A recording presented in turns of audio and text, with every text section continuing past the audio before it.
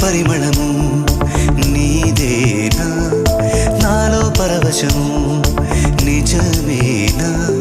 బొండు మల్లి పువ్వు కన్నా తేలికగు నీ సోకు రెండు కళ్ళు మూసుకున్నా లాగు మరి నీ వైపు సొగసును చూసి పాడగాయలా కనులకు